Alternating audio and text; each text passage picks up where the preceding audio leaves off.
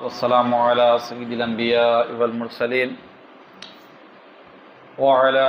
آله وأصحابه أجمعين أما بعد فأعوذ بالله من الشيطان الرجيم بسم الله الرحمن الرحيم وإن فاتكم شيء من أزواجكم إلى الكفار فعاقبتم فآتوا الذين ذهبت أزواجهم مثل ما أنفقوا واتقوا الله الذي أنتم به مؤمنون۔ ترجمہ کنز الایمان۔ اور اگر مسلمانوں کے ہاتھ سے ان کی کچھ عورتیں کافروں کی طرف نکل جائیں پھر تم کافروں کو سزا دو تو جن کی عورتیں جاتی رہی تھی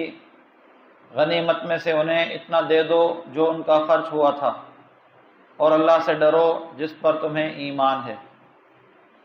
ترجمہ کنز العرفان۔ اور اگر تم مسلمانوں کے ہاتھ سے تمہاری کچھ عورتیں کافروں کی طرف نکل جائیں پھر تم کافروں کو سزا دو تو جن کی بیویاں چلی گئی تھی انہیں مال غنیمت سے اتنا دے دو جتنا انہوں نے خرچ کیا تھا، اور اللہ سے ڈرتے رہو جس پر تم ایمان رکھتے ہو۔ شان نزول۔ اس سے پہلی والی آیت نازل ہونے کے بعد مسلمانوں نے تو ہجرت کرنے والی عورتوں کے مہر ان کے کافر شوہروں کو ادا کر دیے،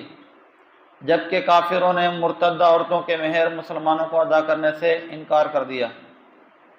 اس پر یہ آیت نازل ہوئی اور فرمایا گیا کہ اے ایمان والو، اگر تمہارے پاس سے کچھ عورتیں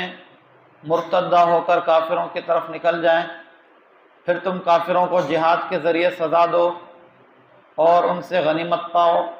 تو جن کی عورتیں مرتدہ ہو کر دارالحرب میں چلی گئی تھی انہیں مال غنیمت سے اتنا دے دو جتنا انہوں نے ان عورتوں کو مہر دینے میں خرچ کیا تھا،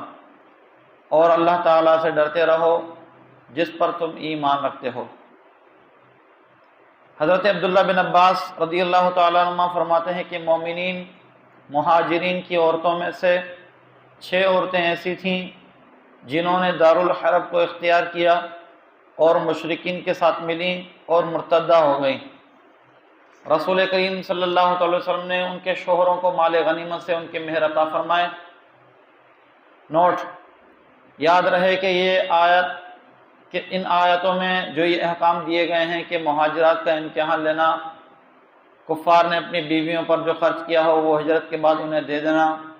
مسلمانوں نے اپنی بیویوں پر جو خرچ کیا ہو وہ ان کے مرتدہ ہو کر کافروں سے مل جانے کے بعد کافروں سے مانگنا، جن کی بیویاں مرتدہ ہو کر چلی گئی ہوں انہوں نے جو ان پر خرچ کیا تھا وہ انہیں مال غنیمت میں سے دے دینا، یہ تمام احکام جہاد والی آیت سے یا غنیمت والی آیت سے یا احادیث سے منسوخ ہو گئے ہیں، کیونکہ یہ احکام تب تک باقی رہے جب تک یہ عہد رہا، اور جب وہ عہد اٹھ گیا تو احکام بھی باقی نہ رہے۔